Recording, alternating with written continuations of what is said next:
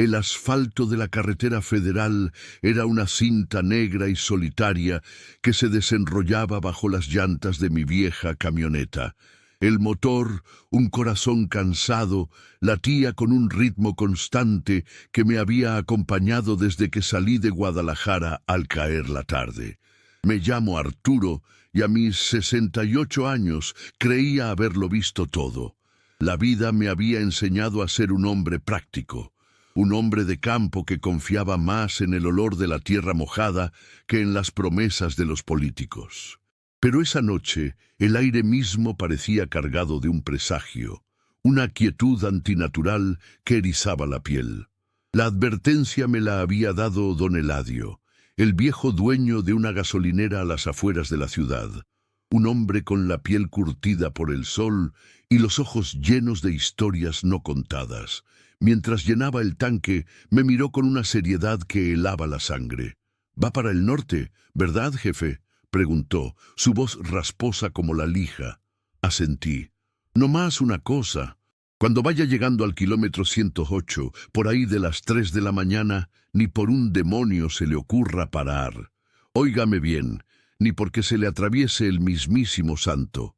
Usted sígale derecho, sin mirar a los lados. A esa hora, en ese lugar, el diablo anda suelto». Me reí, una risa corta y incrédula. «Gracias por el consejo, don Eladio. Andaré con cuidado». Él solo negó con la cabeza, sus ojos fijos en los miros. «No es chiste, señor. Muchos no han regresado para contarlo». Sus palabras se quedaron flotando en el aire viciado de gasolina y noche, pero las descarté como cuentos de viejos, supersticiones de pueblo para asustar a los viajeros. Yo, que había enfrentado sequías, plagas y a más de un coyote de 2 patas tratando de robarme el ganado, no iba a asustarme por una leyenda de carretera. La noche avanzaba y el paisaje se volvía monótono, una sucesión infinita de mezquites y sombras que bailaban a la luz de los faros. La radio solo captaba estática, un susurro blanco que aumentaba la sensación de aislamiento. El café del termo se había acabado hacía 1 hora y el sueño comenzaba a pesarme en los párpados. Miré el reloj del tablero, 3:05 am. Luego, mis ojos se posaron en el pequeño letrero verde a la orilla del camino. KM 108. Una extraña coincidencia. Fue entonces cuando la vi, una silueta delgada, casi etérea, parada a un lado de la carretera. Llevaba un vestido blanco que ondeaba suavemente con una brisa que no existía. Su brazo estaba extendido, el pulgar hacia arriba en la señal universal de un aventón. Mi primer instinto, el que don Eladio había intentado sembrar en mí, fue pisar el acelerador y perderme en la oscuridad, pero algo en su figura frágil me detuvo. Parecía una muchacha. Quizás no tendría más de 20 años. ¿Qué hacía una joven sola en medio de la nada a estas horas? La imagen de mi nieta, Sofía, cruzó mi mente. Si fuera ella, rezaría para que un alma caritativa se detuviera a ayudarla. La decencia, la simple humanidad, pesó más que una advertencia fantasmagórica. Reduje la velocidad y orillé la camioneta en el acotamiento, el crujido de la grava sonando como una traición a la promesa que le había hecho al viejo gasolinero. Bajé la ventanilla del copiloto. «Buenas noches, señorita. ¿Todo bien? ¿Necesita ayuda?» La mujer se acercó lentamente, su rostro oculto por la oscuridad y una cascada de cabello negro. No fue hasta que estuvo junto a la puerta que la luz de la cabina iluminó sus facciones. Era hermosa, de una belleza pálida y delicada, pero sus ojos eran 2 pozos oscuros y vacíos, desprovistos de cualquier emoción. «Voy al siguiente pueblo», dijo, su voz un susurro suave, casi inaudible. «Se me descompuso el coche hace unos kilómetros». Asentí, sintiendo un escalofrío inexplicable. «Claro, suba. No es seguro estar aquí sola». Abrió la puerta y se deslizó en el asiento del copiloto. Un frío intenso llenó la cabina, como si hubiera abierto la puerta de un congelador. Olía a tierra húmeda y a flores marchitas. Puse la camioneta en marcha y me reincorporé a la carretera. El silencio entre nosotros era pesado, denso. Intenté romper el hielo. Me llamo Arturo, por cierto. Ella no respondió. Mantenía la mirada fija en el frente, sus manos entrelazadas sobre su regazo. Pasaron varios minutos. ¿Y usted cómo se llama?, insistí, mi voz sonando extrañamente alta en el silencio. Lentamente giró su cabeza hacia mí. La luz de un poste kilométrico iluminó su perfil por un instante. No importa, susurró. Ya no importa. Una sensación de profundo error comenzó a instalarse en mi estómago. Cada kilómetro que avanzábamos, el aire se sentía más pesado, la atmósfera más opresiva. Era como si la camioneta no estuviera avanzando, sino hundiéndose en una pesadilla. Me di cuenta de que no había visto ningún coche descompuesto en la orilla de la carretera. Dijo que su coche se había averiado. No vi nada por aquí, comenté, tratando de sonar casual. Ella no me miró esta vez. A veces, las cosas no son lo que parecen. Su respuesta me dejó sin palabras. ¿Qué significaba eso? Miré el reloj de nuevo. 3:10 a.m. Justo la hora que don Eladio había mencionado. Un sudor frío me recorrió la espalda. Decidí que la dejaría en la primera luz que viéramos, en el primer indicio de civilización. El siguiente pueblo no podía estar lejos. Sin embargo, pasaron 10, 20, 30 minutos, y la carretera seguía siendo una garganta oscura y vacía.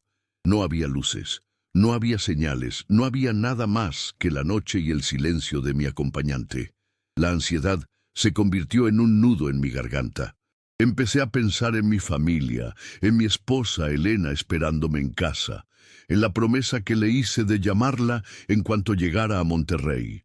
Pensé en el pequeño rancho que habíamos construido con tanto esfuerzo, en las mañanas de sol y el olor a café recién hecho. Todo eso se sentía ahora a un mundo de distancia, un recuerdo de una vida que se me escapaba. Finalmente, reuní el coraje para hablar de nuevo.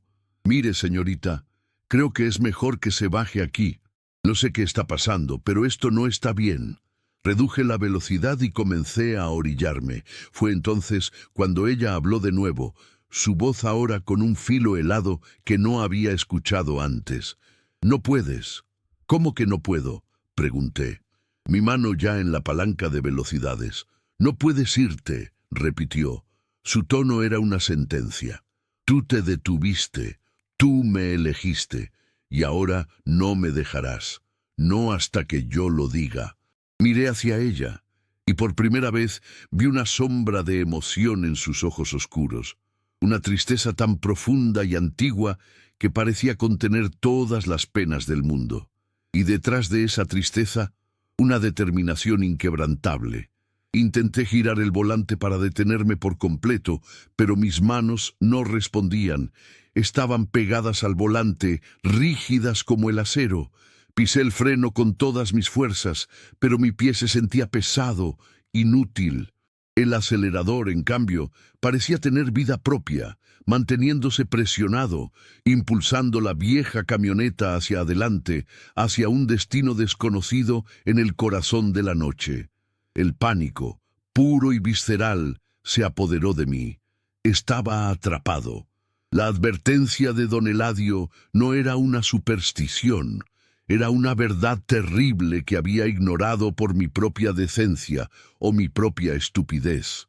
Me había detenido en el kilómetro 108 a las 3:10 de la madrugada, y ahora ella, la mujer sin nombre, no me dejaba ir.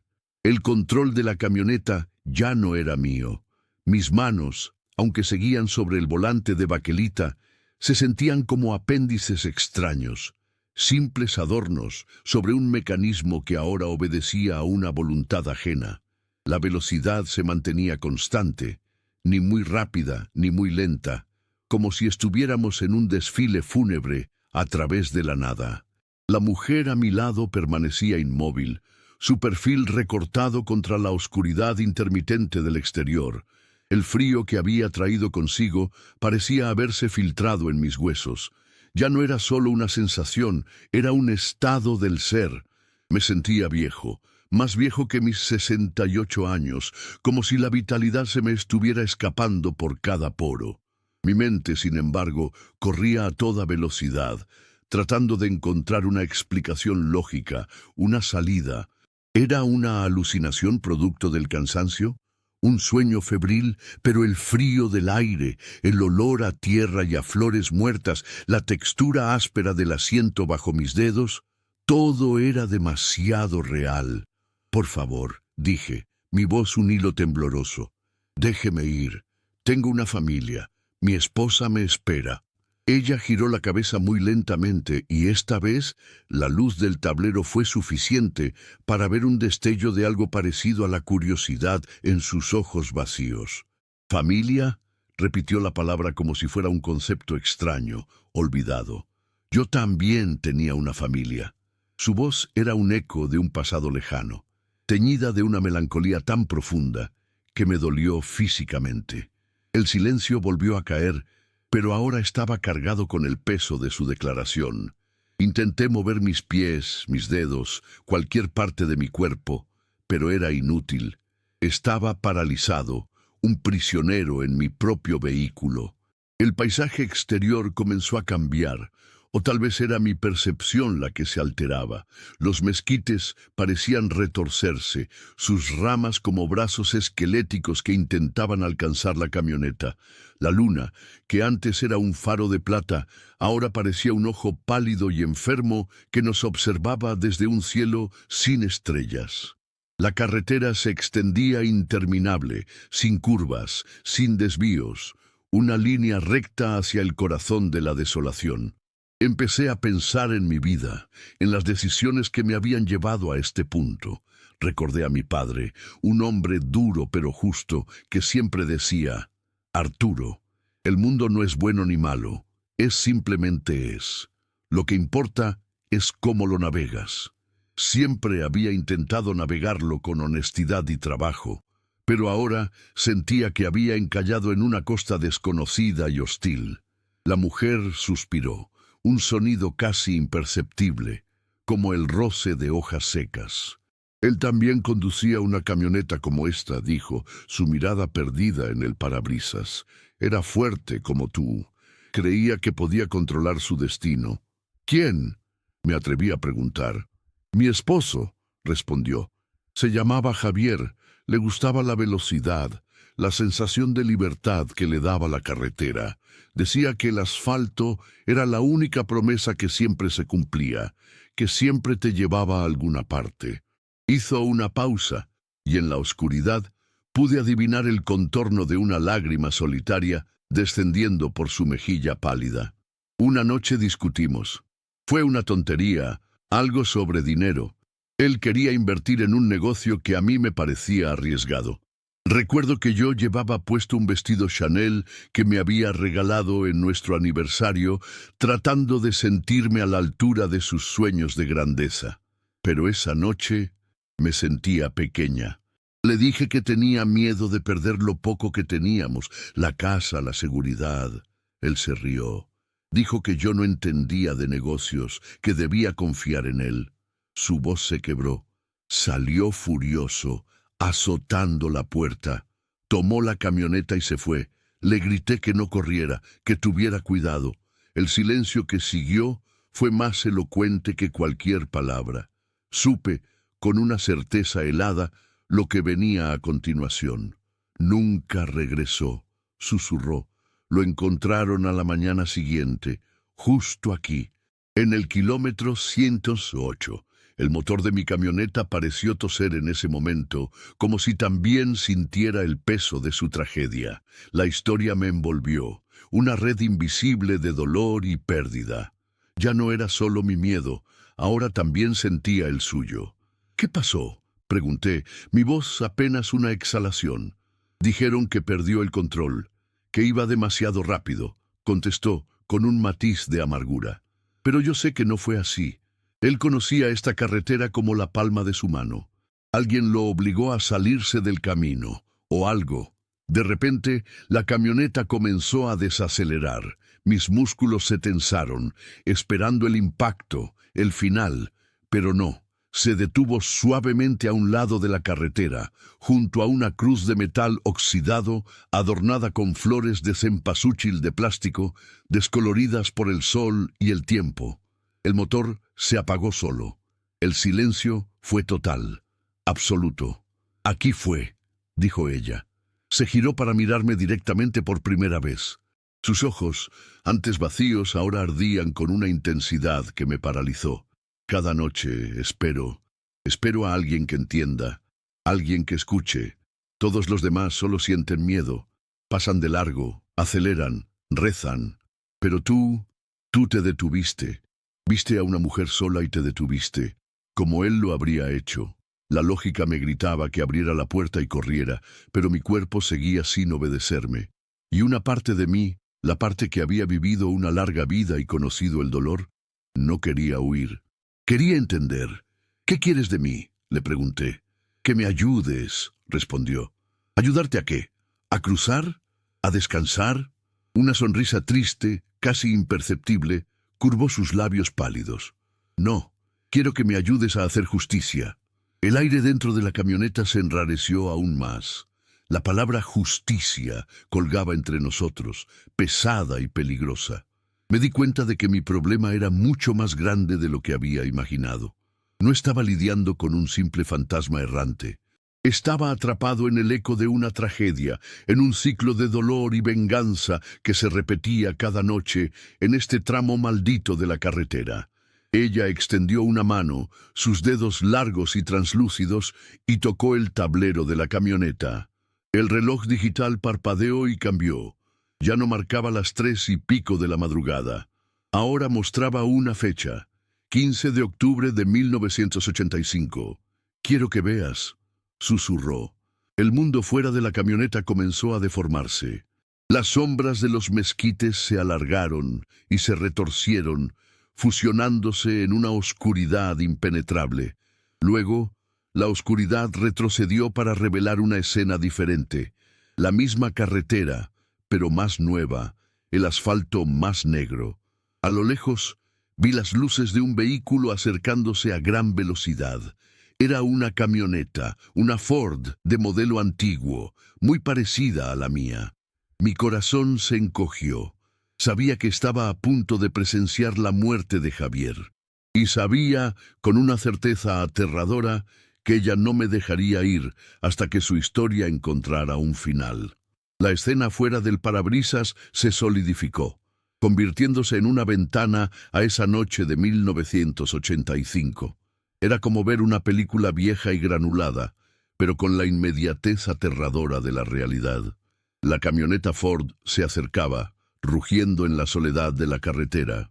Podía sentir la vibración de su motor a través de mi propio vehículo, una resonancia fantasma que conectaba el presente con el pasado.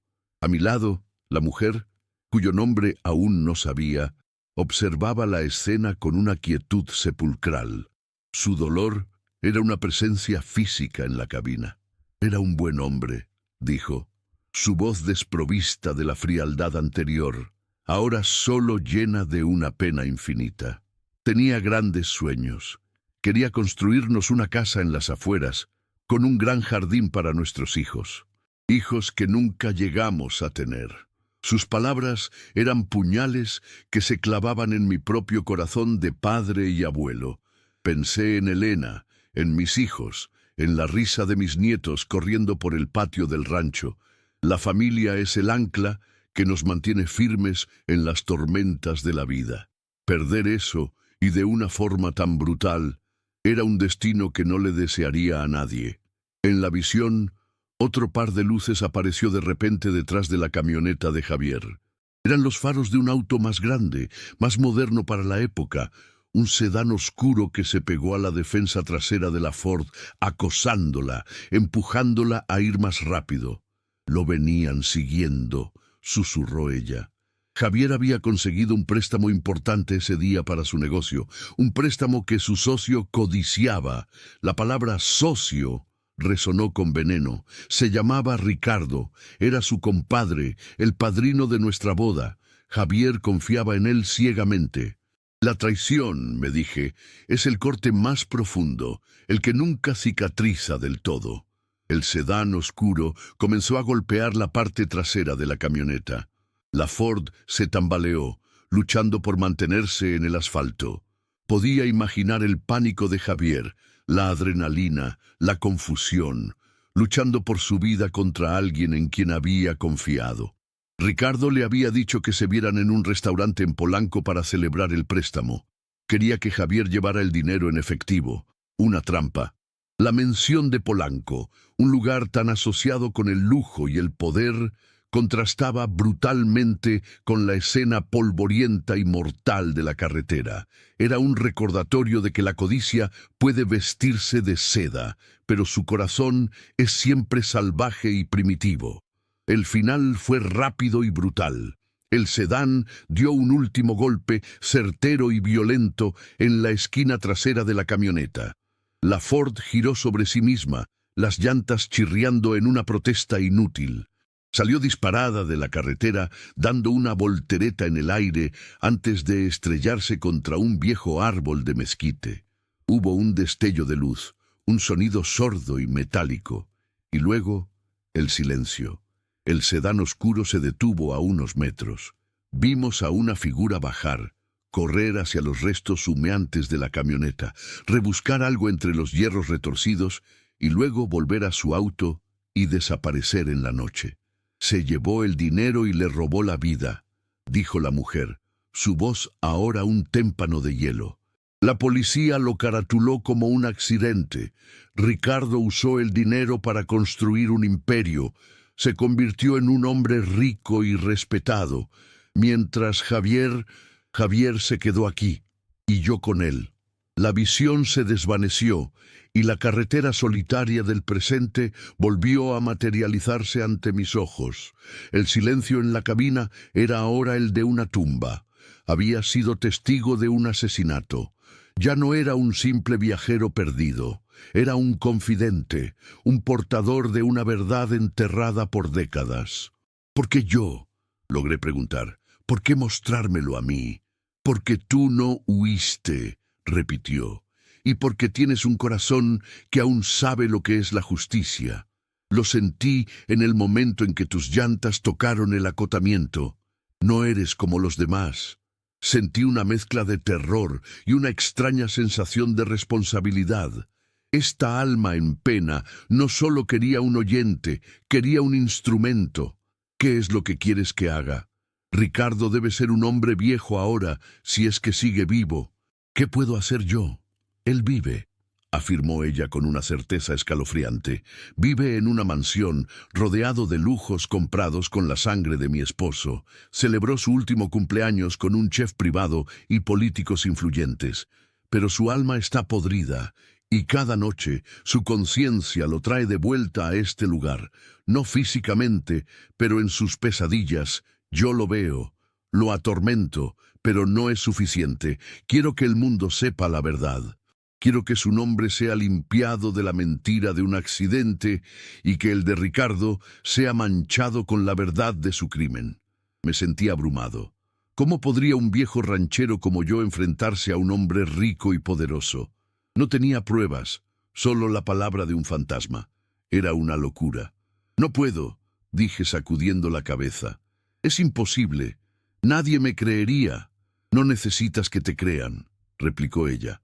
Solo necesitas llevar un mensaje.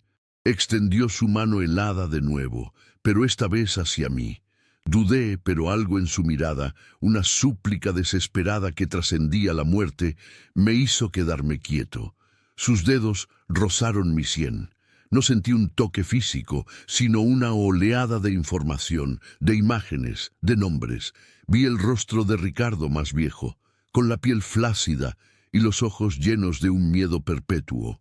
Vi el nombre de un periodista, un hombre mayor, conocido por su integridad, que había cubierto la noticia del accidente en su juventud y siempre había tenido sus dudas. Vi un detalle, un pequeño objeto que Ricardo le había robado a Javier esa noche. Un encendedor de plata grabado con sus iniciales, un objeto que ella sabía que Ricardo aún conservaba como un trofeo macabro. La información se asentó en mi mente, clara y precisa. Un plan, un camino a seguir. No era una petición, era una hoja de ruta. Cuando retiró su mano, el control sobre mi cuerpo regresó. Podía mover mis manos, mis pies. La puerta ya no estaba trabada. Podía irme, pero la idea de simplemente arrancar y dejarla allí, con su dolor y su injusticia, me pareció un acto de cobardía insoportable. Había visto la verdad, y la verdad, una vez vista, te obliga a tomar partido. Si hago esto, dije mi voz ronca, ¿encontrarás la paz? ¿Te irás de aquí? Ella me miró, y por primera vez desde que la había encontrado, una genuina, aunque infinitamente triste, sonrisa se dibujó en su rostro. Mi paz no importa, dijo. Lo que importa es su honor. Él no merecía morir así, olvidado en una mentira. Me di cuenta de que su ancla en este mundo no era la venganza, sino el amor. Un amor tan fuerte que había desafiado a la muerte y al tiempo. Era la fuerza más poderosa del universo, y yo, un simple mortal, había sido atrapado en su estela. «Dime tu nombre», le pedí. «Isabel», susurró. «Mi nombre es Isabel». La decisión pesaba sobre mí como una lápida. Por un lado, estaba el instinto primordial de supervivencia, el deseo de pisar el acelerador y no mirar atrás, de borrar esta noche como una pesadilla inducida por el agotamiento y el café rancio. Podía volver a mi vida, a la calidez del hogar de Elena, al aroma del pan recién horneado, a la simplicidad de mis días. Podía fingir que nada de esto había ocurrido. Pero por otro lado, estaba la historia de Isabel, la cruda injusticia de su tragedia, la imagen del encendedor de plata y el rostro de un asesino que vivía en el lujo. El conocimiento es una carga, y la verdad que Isabel me había confiado era la más pesada que jamás había llevado. Recordé las palabras de mi madre, una mujer de fe inquebrantable y una sabiduría forjada en la adversidad. «Arturito», me decía, «hay dos tipos de hombres en este mundo, los que ven una injusticia y se cambian de acera y los que se detienen. No importa si ganas o pierdes, lo que Dios te va a preguntar al final es de qué lado de la acera estabas». En ese momento, en la quietud sobrenatural de la cabina de mi camioneta, supe que no podía cambiarme de acera. No después de haber mirado a los ojos el dolor de Isabel. «Está bien», dije, mi voz más firme de lo que me sentía. «Lo haré, te ayudaré». Un cambio sutil ocurrió en la atmósfera. El frío opresivo pareció disminuir un grado. La tensión en el aire se aflojó, como la cuerda de un violín que se destensa. Isabel la sintió lentamente, sus ojos oscuros fijos en los míos, como si estuviera midiendo el peso de mi alma. «Sabía que lo harías», dijo en voz baja. «Gracias, Arturo». El uso de mi nombre, pronunciado por sus labios fantasmales, me envió un escalofrío, pero esta vez no fue de miedo, sino de conexión. Un pacto se había sellado entre el mundo de los vivos y el de los muertos, en el kilómetro 108 de una carretera olvidada. «Necesito que me guíes», le dije, mi mente práctica buscando un punto de partida. «La información que me diste, el periodista, el encendedor, ¿cómo puedo estar seguro?» «El periodista se llama Fausto Cabrera», respondió ella. «Vive en la Ciudad de México. Se retiró hace años, pero nunca olvidó el caso. Siempre sintió que había algo más. Búscalo. Dile que vienes de parte de la verdad del kilómetro 108. Él entenderá». «¿Y el encendedor?», pregunté.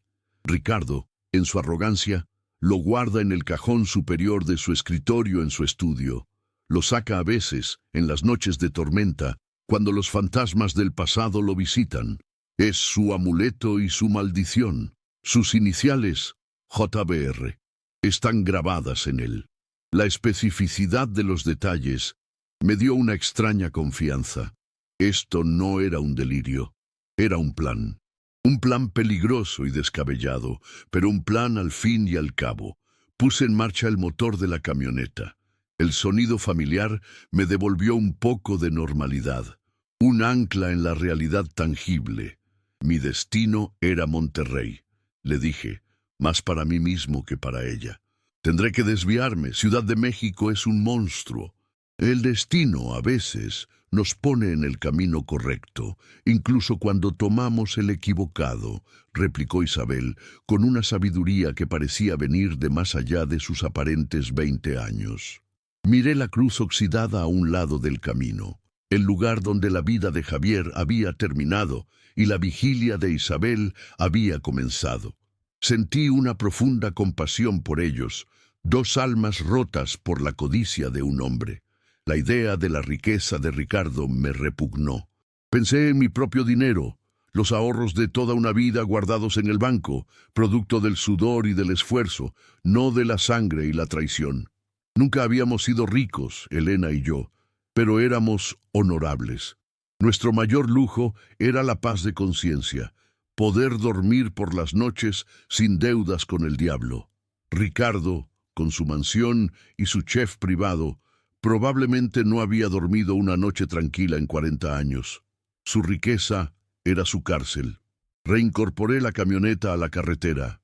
Isabel permaneció en silencio, pero su presencia ya no se sentía amenazante. Ahora era una aliada, una compañera en esta misión improbable. Conduje durante lo que pareció una eternidad, mientras el cielo en el este comenzaba a teñirse de un gris pálido, anunciando el amanecer. Las primeras luces del día parecían disipar las sombras más profundas de la noche y con ellas parte de mi miedo. Cuando los primeros rayos de sol tocaron el horizonte, pintando el cielo de naranja y rosa, me di cuenta de que Isabel ya no estaba a mi lado. Se había ido tan silenciosamente como había llegado. El asiento del copiloto estaba vacío, pero el frío persistía, un recuerdo tangible de su presencia, y el olor a tierra húmeda y flores marchitas aún flotaba en el aire. Llegué al siguiente pueblo, una pequeña comunidad que despertaba lentamente. Me detuve en una fonda al borde de la carretera. El olor a café y a huevos con machaca me devolvió a la vida. Mientras una mujer robusta y sonriente me servía un desayuno que me supo a gloria, saqué mi viejo celular y busqué en internet. Fausto Cabrera, periodista. Los resultados aparecieron de inmediato. Había varias fotos de él, un hombre de cabello blanco y mirada penetrante. Artículos antiguos elogiaban su periodismo de investigación, su tenacidad para descubrir la verdad. Y allí estaba, una dirección de una oficina de consultoría en la colonia Roma, en la Ciudad de México. Isabel tenía razón. Él era real. Mi decisión estaba tomada. Llamé a Elena. Su voz, llena de sueño y preocupación, fue un bálsamo para mi alma atormentada. «Viejo, ¿dónde andas? Te estuve esperando la llamada». «Estoy bien, mi amor. Tuve un contratiempo con la camioneta. Voy a tardar un poco más en llegar a Monterrey. De hecho, tengo que hacer una parada en la Ciudad de México». «¿En la capital? ¿A qué vas para allá? No tienes nada que hacer en ese gentío». «Es un asunto pendiente, Elena. Algo importante que tengo que resolver. Una vieja deuda». No podía decirle la verdad, no por teléfono. Me tomaría por loco. Pero ella, con la intuición que le daban 50 años de matrimonio, supo que algo en mi voz era diferente. «Cuídate mucho, Arturo. Ese lugar es para los vivos y los listos. No te me vayas a perder. No te preocupes, mi vida. Volveré a casa. Te lo prometo». Colgué el teléfono y apuré mi café. La promesa que le hice a Elena se entrelazó con la que le había hecho a Isabel. Tenía que volver a casa, sí, pero no podía hacerlo hasta que hubiera cumplido mi palabra. El camino a la Ciudad de México era largo. Mientras conducía bajo el sol de la mañana, la noche anterior parecía un sueño febril, pero sabía que no lo era. La historia de Isabel y Javier estaba ahora grabada en mi memoria. Y yo era su última esperanza de justicia. Un ranchero de 68 años contra un millonario asesino. Las probabilidades eran ridículas, pero a veces, como decía mi padre, no se trata de ganar, se trata de navegar. Y mi brújula, por primera vez en mucho tiempo, apuntaba hacia una tormenta. El viaje a la Ciudad de México fue un purgatorio de asfalto y reflexión.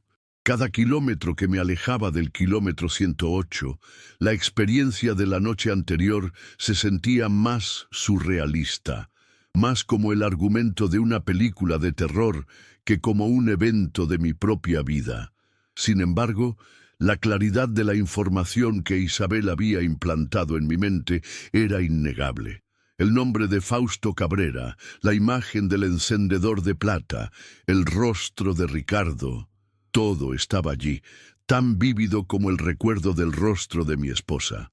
Me registré en un pequeño hotel en el centro histórico, un lugar con el encanto de lo antiguo y el murmullo constante de la ciudad como telón de fondo.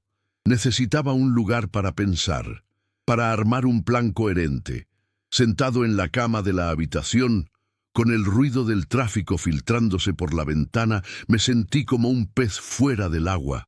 Yo era un hombre de espacios abiertos, de horizontes limpios. Este laberinto de concreto y gente me asfixiaba. Saqué una libreta y un bolígrafo, una costumbre de toda la vida para organizar mis pensamientos. Primero, encontrar a Fausto Cabrera. Segundo, convencerlo de que no estaba loco. Tercero, idear una manera de obtener pruebas, de conseguir ese encendedor. Cada punto parecía más difícil que el anterior. La idea de acercarme a un periodista de renombre con una historia de fantasmas era absurda. Me echaría de su oficina a patadas. Necesitaba un ángulo, una forma de presentar la historia que apelara a su instinto periodístico, no a su credulidad. Decidí que no mencionaría a Isabel al principio. Hablaría de una fuente anónima, de un viejo remordimiento que alguien quería limpiar antes de morir. Apelaría a la duda que él mismo había tenido sobre el caso 40 años atrás. Al día siguiente, me puse mi mejor camisa y mis botas más limpias y tomé un taxi a la colonia Roma. La dirección que había encontrado en internet me llevó a un edificio elegante de fachada porfiriana. La oficina de Cabrera y Asociados, consultoría en comunicación, estaba en el segundo piso. El corazón me latía con fuerza mientras subía las escaleras de mármol. Una joven secretaria de aspecto eficiente me recibió en un vestíbulo decorado con fotos en blanco y negro de Fausto Cabrera, con presidentes, artistas y figuras controvertidas. El hombre había vivido la historia de México en primera fila. Tengo una cita con el señor Cabrera, mentí, tratando de que mi voz sonara segura. La secretaria arqueó una ceja. El señor Cabrera no tiene citas agendadas esta mañana. ¿Cuál es su nombre? Arturo Benavides. Es un asunto personal y urgente. Se trata del kilómetro 108. Al mencionar el kilómetro, vi un cambio imperceptible en su expresión. Tecleó algo en su computadora y luego levantó el intercomunicador. Señor, hay un hombre aquí, un tal Arturo Benavides. Menciona el kilómetro 108. Hubo una pausa. Luego, una voz grave y resonante salió del aparato. Hazlo pasar. La puerta del despacho se abrió y me encontré frente a la leyenda. Fausto Cabrera. Era más alto de lo que parecía en las fotos, con una melena de cabello blanco peinada hacia atrás, y unos ojos azules que parecían capaces de ver a través del plomo. Me señaló una silla de cuero frente a su imponente escritorio de caoba. Señor Benavides, dijo, su voz era la de un locutor de radio de la vieja escuela.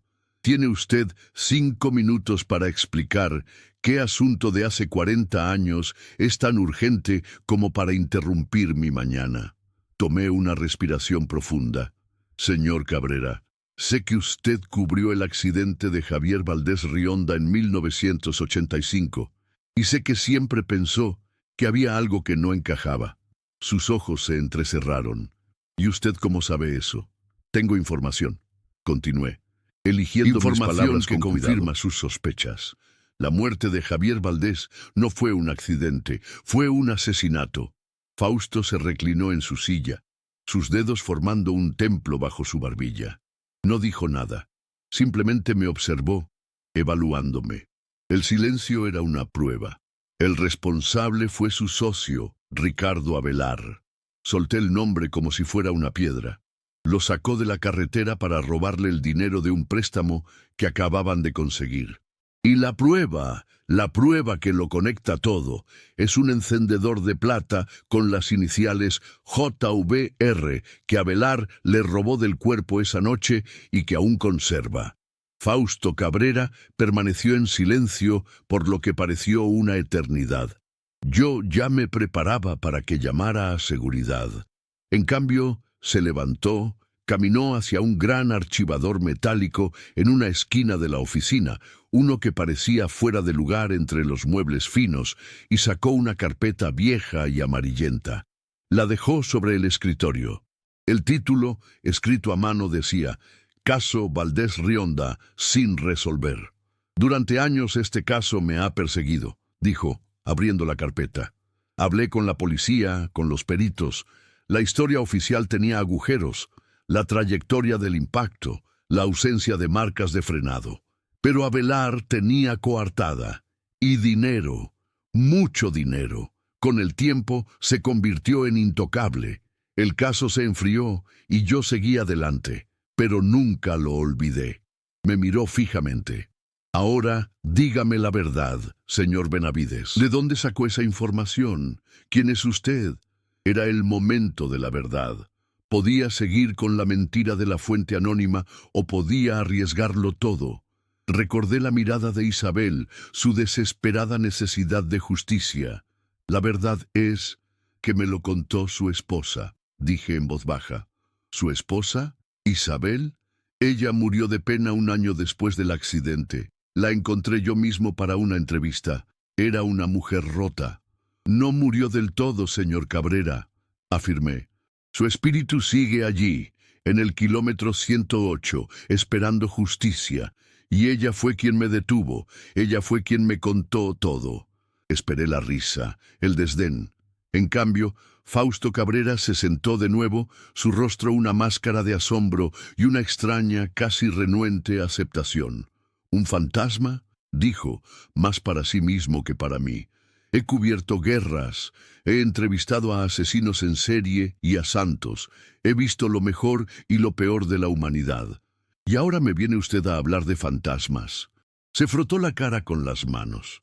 Y lo más increíble de todo es que una parte de mí le cree. La puerta que creí cerrada con 7 llaves se había abierto una rendija. Fausto, el periodista escéptico, tenía un rincón en su alma que aún estaba abierto a lo inexplicable. Quizás era eso lo que lo había hecho un gran reportero, su capacidad para escuchar las historias que nadie más quería oír.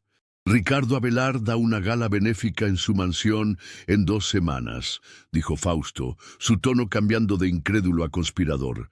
Es su evento del año, toda la alta sociedad estará allí, la seguridad es impenetrable, pero una sonrisa astuta se dibujó en su rostro.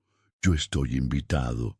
Y se me acaba de ocurrir que necesito un asistente esa noche, alguien discreto, alguien con la motivación correcta. El plan, que hacía unas horas parecía una montaña insuperable, de repente tenía un sendero. Las 2 semanas siguientes fueron una inmersión en un mundo que me era completamente ajeno. Fausto Cabrera, una vez convencido de la extraña verdad de mi historia, se convirtió en un general planeando una batalla. Pasamos horas en su estudio, rodeados de libros y recortes de periódico, trazando un plan de acción. Fausto me instruyó sobre Ricardo Avelar, sus hábitos, la distribución de su mansión en las lomas, los nombres de su personal de confianza. Me sentía como un espía en una película, un ranchero aprendiendo a moverse entre lobos. Fausto se encargó de conseguirme un traje decente y de darme una historia de fondo creíble. Sería su asistente personal, encargado de llevar su equipo y tomar notas. Era un papel simple, pero me daría acceso. La clave, Arturo, me decía Fausto mientras practicábamos en su oficina, es la confianza. Tienes que parecer que perteneces a ese lugar. Camina con propósito, mira a la gente a los ojos, pero no por mucho tiempo. Eres invisible, pero indispensable. Eres parte del mobiliario. La noche de la gala me miré en el espejo de mi habitación de hotel. El hombre que me devolvía la mirada era un extraño. Vestido con un traje negro que costaba más que mi camioneta, me sentía como un charro en un baile de disfraces. Pero al recordar la cruz oxidada en el kilómetro 108, la determinación endureció mis facciones. No estaba haciendo esto por mí, lo hacía por Javier e Isabel. Fausto pasó a recogerme en su coche con chofer. Íbamos en silencio, cada uno perdido en sus pensamientos. Mientras el coche se deslizaba por las calles iluminadas de la Ciudad de México, no pude evitar pensar en la ironía de todo. Hacía unas semanas, mi mayor preocupación era si la cosecha de maíz sería buena. Ahora, estaba en camino a infiltrarme en la mansión de un asesino para robar una prueba crucial. Al llegar a la mansión de Ricardo Avelar, me quedé sin aliento. No era una casa, era un palacio. Columnas de mármol, jardines inmaculados y un desfile de autos de lujo que dejaban ver a hombres con trajes caros y mujeres envueltas en joyas y vestidos de diseñador.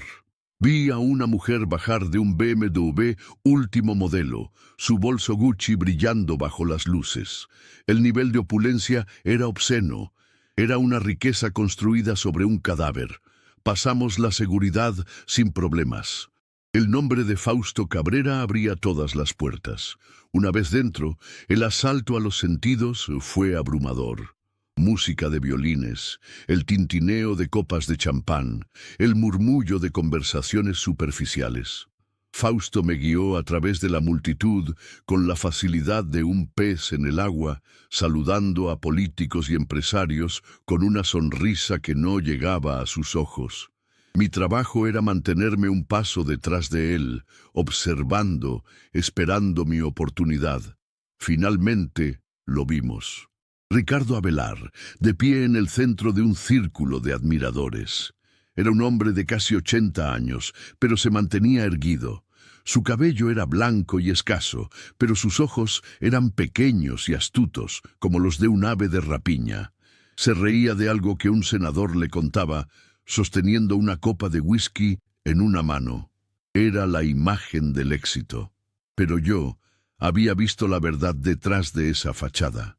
Vi al hombre que bajó de un sedán oscuro en una carretera solitaria. El estudio está en el segundo piso al final del ala oeste, me susurró Fausto al oído mientras fingía ajustar su corbata. La mayoría de los invitados no subirán. Busca una excusa para separarte de mí en unos 20 minutos. Te daré la señal. Esperamos, mezclándonos con la multitud. El tiempo se arrastraba. Cada minuto era una agonía. Finalmente, Fausto me dio un codazo suave. Se me antoja uno de esos canapés de caviar, dijo en voz alta. Arturo, serías tan amable. Y tráeme un whisky solo. Era la señal. Asentí y me dirigí hacia la mesa de los bocadillos. Con la bandeja en la mano, en lugar de volver con Fausto, giré hacia la gran escalera de mármol que llevaba al segundo piso. Nadie me prestó atención. Como Fausto había dicho, era invisible. Subí las escaleras con el corazón martilleándome en el pecho. El segundo piso era silencioso, un santuario de paz en contraste con el bullicio de abajo. Seguí las instrucciones de Fausto por el pasillo del ala oeste. Las paredes estaban cubiertas de arte caro y retratos familiares. Una familia cuya fortuna estaba manchada de sangre. La puerta del estudio estaba entreabierta. Eché un vistazo. La habitación estaba vacía. Entré, cerrando la puerta suavemente detrás de mí. El estudio era la guarida de un hombre rico.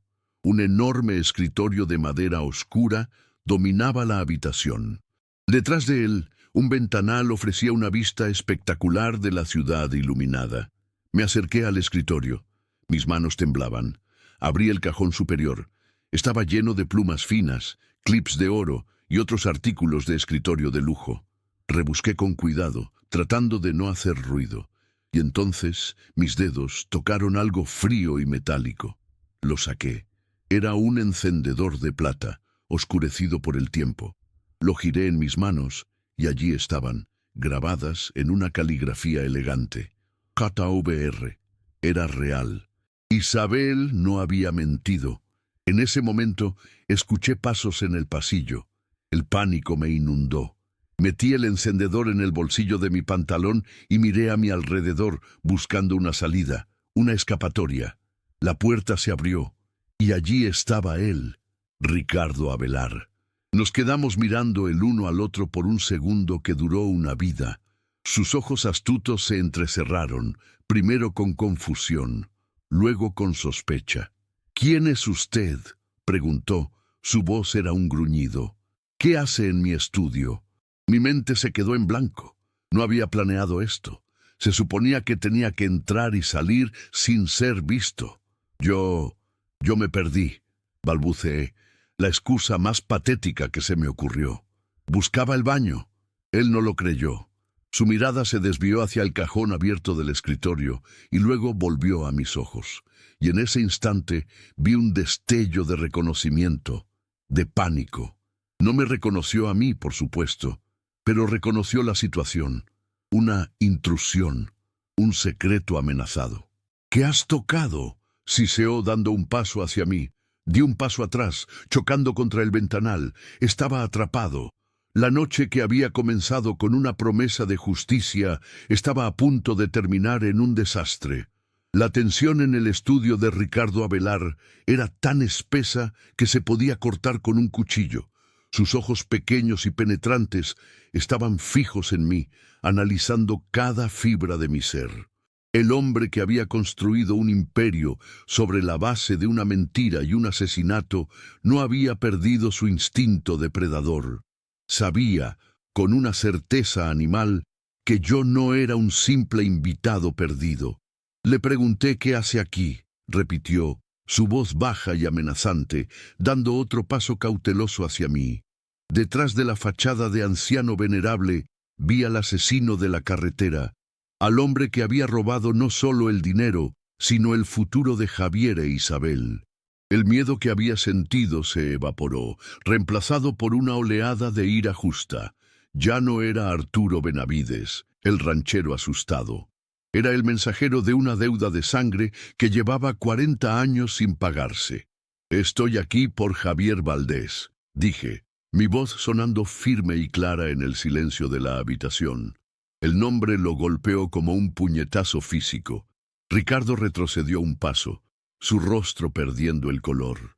La máscara de confianza se resquebrajó, revelando al hombre asustado y culpable que vivía debajo. «¿Quién te envió?», siseó, su mirada yendo de mí a la puerta, como si esperara que los fantasmas entraran en cualquier momento. «Me envió alguien a quien usted no ha podido olvidar, por mucho que lo intente», respondí, mi mano instintivamente yendo al bolsillo donde guardaba el encendedor. «Me envió Isabel». La mención de su nombre fue el golpe de gracia. Un temblor recorrió el cuerpo de Ricardo. Se apoyó en el escritorio para no caer. «Imposible, ella está muerta». Su cuerpo sí, pero su amor por Javier y su sed de justicia no han muerto. Continué, sintiendo que las palabras no eran del todo mías, como si Isabel estuviera hablando a través de mí. «Ella lo sabe todo, Ricardo. Sabe de la trampa en el restaurante, de la persecución en la carretera. Sabe del encendedor que le robó a su esposo muerto». Saqué el encendedor de plata del bolsillo y lo puse sobre la caoba pulida del escritorio. El objeto brilló bajo la luz de la lámpara, un pequeño faro de verdad en un mar de engaños. Ricardo miró el encendedor como si fuera una serpiente a punto de morderlo. Su respiración se volvió agitada. «Eso no prueba nada», jadeó. «Es mi palabra contra la de un loco que habla con fantasmas». «Tal vez», admití, «pero también es la palabra de Fausto Cabrera contra la suya. Y él está abajo, esperando a que yo salga con esto. Y créame, él sabe cómo contar una historia. Imagínese los titulares, Ricardo. El filántropo Ricardo Avelar, un asesino y un ladrón. Su imperio, construido sobre la tumba de su compadre. Sus amigos poderosos, sus socios, cree que se quedarán a su lado cuando el escándalo estalle. Lo devorarán vivo. Cada palabra era un golpe, desmantelando su mundo de privilegios y mentiras. Vi el pánico total en sus ojos, el miedo de perderlo todo, el dinero, el estatus, el respeto que había comprado pero nunca ganado. Se lanzó hacia el escritorio. Su intención era agarrar el encendedor, pero yo fui más rápido. Lo tomé y lo sostuve en alto. «Se acabó el juego, Ricardo», le dije. En ese momento la puerta del estudio se abrió de golpe. Fausto Cabrera entró, flanqueado por 2 guardias de seguridad de la fiesta. «¿Algún problema, Ricardo?», preguntó Fausto con una calma glacial, sus ojos azules fijos en el rostro descompuesto de su viejo enemigo. Ricardo nos miró a los 3, su mente calculadora buscando una salida, pero no había ninguna. Estaba acorralado por la verdad, por el pasado que había intentado enterrar bajo capas de dinero y poder. «Saquen a este hombre de mi casa», ordenó Ricardo a los guardias, señalándome. «Está loco, es un intruso». Pero los guardias dudaron mirando a Fausto, una figura de autoridad moral que superaba la autoridad monetaria de Ricardo. «Yo creo que el señor Benavides tiene algo interesante que contar», dijo Fausto, sacando una pequeña grabadora de su bolsillo. «Y creo que a mucha gente le interesará escucharlo». La derrota se instaló en el rostro de Ricardo. El depredador se había convertido en presa. En un último acto de desesperación, se abalanzó sobre mí no para atacarme, sino para intentar arrebatarme el encendedor. Tropezó. Su cuerpo envejecido no respondió como su mente quería. Cayó pesadamente al suelo, su cabeza golpeando el borde del escritorio con un ruido sordo. Por un momento nadie se movió. Ricardo yacía en la alfombra persa, inmóvil. Uno de los guardias se arrodilló para tomarle el pulso. «Está vivo», dijo, «pero está inconsciente». Fausto me miró, luego al encendedor en mi mano. «Lo tienes, Arturo, lo tenemos». Bajamos las escaleras en medio de un silencio tenso. Fausto le dijo a los guardias que Avelar había sufrido una indisposición y que llamaran a una ambulancia, pero que no dejaran que nadie más subiera al estudio. La fiesta continuaba abajo, la música y las risas ajenas al drama que acababa de desarrollarse. Nadie notó nuestra salida. Una vez en el coche de Fausto, el peso de lo que acababa de suceder cayó sobre mí. Mis manos aún temblaban. Había enfrentado a un asesino y había ganado. Mañana a primera hora llevaremos esto a un contacto que tengo en la fiscalía. Alguien honesto, dijo Fausto, guardando el encendedor en una bolsa de pañuelos como si fuera una reliquia sagrada. Junto con mi testimonio y el tuyo, y la reapertura del caso con las viejas inconsistencias, será suficiente. Puede que no vaya a la cárcel por su edad y su salud, pero su nombre será arrastrado por el lodo. La verdad saldrá a la luz, y eso, a veces, es la única justicia que se puede obtener. Asentí, sintiendo un agotamiento profundo, no solo físico, sino del alma. La misión estaba casi cumplida. El viaje de regreso a mi hotel fue silencioso. Cuando llegué a mi habitación, me senté en el borde de la cama, el traje de lujo sintiéndose ahora como un disfraz sucio. Me lo quité y lo dejé en una silla, un recordatorio de un mundo al que no pertenecía y al que no deseaba volver. Me pregunté por Isabel. ¿Sabría ella lo que había pasado?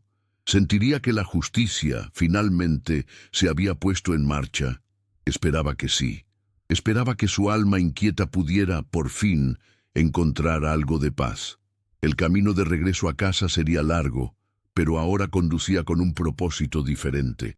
Ya no huía de un fantasma, sino que llevaba la historia de su victoria. La mañana siguiente, la noticia estalló como una bomba. Fausto Cabrera había publicado la historia en su influyente blog de periodismo, y los principales periódicos y noticieros la habían replicado. Magnate Ricardo Avelar, acusado de un asesinato de hace 40 años. Las fotos de un joven Ricardo se mostraban junto a las de un sonriente Javier Valdés. La historia del encendedor, del testimonio de una fuente protegida y las viejas dudas sobre el accidente estaban expuestas para que todo el mundo las viera. Ricardo Avelar, que había sufrido un incidente cardiovascular, según su portavoz, se encontraba hospitalizado y bajo custodia policial. Su imperio de mentiras se derrumbaba en cuestión de horas. Socios de negocios se distanciaban, amigos políticos negaban conocerlo y la fiscalía anunciaba formalmente la reapertura del caso. La justicia, aunque tardía, había llegado. Cumplí con mi parte. Di mi declaración a las autoridades, protegido por Fausto como la fuente anónima. No mencioné a Isabel. Dije que la información provenía de una confesión en el lecho de muerte de uno de los hombres que había ayudado a Ricardo esa noche. Era una mentira que servía a una verdad más grande. Mi trabajo en la ciudad había terminado. Me despedí de Fausto en su oficina. Nos dimos la mano, un gesto que sellaba una alianza improbable entre dos hombres de mundos completamente diferentes. «Arturo», dijo él, con una rara muestra de emoción en sus ojos, «lo que hiciste, se necesita un tipo especial de valor. El mundo necesita más hombres como tú. Solo hice lo que era correcto», respondí. «Gracias a usted, sin su ayuda, no habría sido posible». «Ambos teníamos una deuda con la verdad», concluyó. Dejé la Ciudad de México sin mirar atrás. La carretera me llamaba, el camino de regreso a mi vida, a mi hogar. El viaje fue diferente esta vez. El aire se sentía más ligero, el sol más brillante. Conducía con una sensación de paz que no había sentido en mucho tiempo. Conforme me acercaba al tramo de la carretera donde todo había comenzado, sentí una mezcla de aprensión y expectación. ¿Estaría ella allí? ¿Me estaría esperando? Llegué al kilómetro 108 poco después del atardecer. El cielo estaba teñido de los últimos colores del día. Reduje la velocidad, mi corazón latiendo con un ritmo suave. Miré hacia el acotamiento, donde la había visto por primera vez. No había nadie. La cruz de metal oxidado seguía allí, pero algo era diferente. Las flores de plástico descoloridas habían desaparecido y en su lugar alguien había dejado un ramo de gardenias blancas y frescas cuya fragancia podía casi oler a través de la ventanilla. Detuve la camioneta y bajé. El aire no era frío ni opresivo. Era un aire limpio de campo, con el aroma del anochecer. Me acerqué a la cruz. No había ninguna nota, ningún indicio de quién había dejado las flores. Pero yo sabía, era una señal de que la vigilia había terminado. El amor de Isabel finalmente había cumplido su propósito, no con venganza, sino con la restauración del honor de su esposo. Miré la carretera que se extendía en ambas direcciones, una cinta de asfalto que conectaba destinos, que era testigo silencioso de innumerables historias. Mi propia historia se había entrelazado con la de este lugar de una manera que nunca olvidaría. Pensé en la naturaleza del bien y del mal, en cómo una simple decisión, la de detenerse o seguir de largo, podía cambiar el curso de la vida y de la muerte. Don Eladio me había advertido que el diablo andaba suelto en este lugar. Tal vez tenía razón. Pero a veces, el diablo no es más que una injusticia que no ha sido corregida. Y a veces, un simple acto de bondad es todo lo que se necesita para enfrentarlo. Volví a la camioneta y seguí mi camino. El resto del viaje a Monterrey fue tranquilo. Cuando finalmente llegué a casa, bien entrada la noche, las luces estaban encendidas. Elena me esperaba en el porche, envuelta en su rebozo. Corrió a abrazarme en cuanto bajé de la camioneta. «Arturo, me tenías con el alma en un hilo. ¿Estás bien?» La abracé con fuerza, inhalando el aroma familiar de su cabello. «Estoy bien, mi amor. Mejor que nunca», le dije. «Tengo una larga historia que contarte». Y se la conté. Todo. Desde la advertencia de don Eladio hasta el fantasma de Isabel, el periodista valiente y el enfrentamiento con Ricardo. Elena me escuchó en silencio, sus ojos nunca dejando los míos, su mano sosteniendo la mía. Cuando terminé, no me llamó loco. Simplemente asintió. «Hiciste lo correcto, viejo. Tu madre estaría orgullosa». Esa noche dormí el sueño más profundo y reparador de mi vida. No hubo pesadillas, solo una sensación de paz, de un ciclo cerrado. La vida en el rancho volvió a su ritmo normal, pero yo había cambiado. Había visto el velo entre los mundos. Había sido parte de una historia más grande que la mía. Unas semanas después, leí en el periódico que Ricardo Avelar había muerto en el hospital a causa de un infarto masivo antes de que pudiera enfrentar un juicio. Algunos podrían llamarlo una justicia imperfecta, pero yo sabía que su verdadero juicio no sería en un tribunal terrenal. Su castigo había sido vivir 40 años con el fantasma de su crimen y morir con su nombre y su legado reducidos a cenizas. La historia del kilómetro 108 se convirtió en una leyenda familiar, una que les contaré a mis nietos cuando sean mayores. Una historia sobre el valor, la justicia y cómo a veces el acto más importante que podemos hacer es simplemente detenernos a ayudar a alguien en la oscuridad, sin importar cuán extraña o aterradora sea la advertencia. Porque nunca sabes cuándo puedes estar ayudando a un alma a encontrar su camino a casa. Gracias por llegar hasta el final de esta reflexión. Si estás leyendo esto, quiero que sepas que no estás solo. Ahora, te invito a un momento de calma. Voy a compartir una oración. No importa tu religión, sino tu fe. Una oración pensada para ayudarte, para abrazar a todos los que en silencio luchan, sienten, esperan. Solo cierra los ojos un instante y deja que estas palabras te acompañen. Ten fe, todo va a estar bien. Orar, encenderse por dentro. Hay dolores que nadie ve, dolores que no gritan, no sangran, pero pesan como un velo sobre los hombros. Esos que uno carga en silencio, tratando de entender, de seguir, de soportar. Pero hay un momento, y yo he estado ahí varias veces, en que el esfuerzo cansa. La mente se rinde, y algo dentro de uno se arrodilla, no por debilidad, sino por verdad. Es en ese instante cuando la oración comienza, o mejor dicho, aparece. No esa hecha con palabras bonitas o promesas apresuradas, sino la que brota de un lugar tan profundo que ni siquiera tiene nombre. Como un susurro del alma diciendo, ya no puedo sola. Orar, descubrir, no es pedir, es recordar. Recordar quiénes somos cuando el ego se aquieta. Recordar que la vida también late en lo invisible, que hay un centro en nosotros donde todo descansa, y que, aunque por fuera todo parezca derrumbarse, ese centro permanece. A veces, orar es simplemente cerrar los ojos y recogerse como una flor que siente el frío de la noche. Es permitir que una presencia suave nos envuelva, no como magia, sino como sustento, como quien dice sin prisa, aquí estoy, incluso ahora. La oración o la súplica no cambia el mundo, pero cambia a quien ora. No evita los dolores, pero transforma la forma en que atravesamos cada uno de ellos. Nos da una mirada más tierna, un corazón menos endurecido, un paso más firme, incluso en la oscuridad. Es como si, por un instante, el alma flotara por encima del tiempo y regresara al cuerpo con más paz.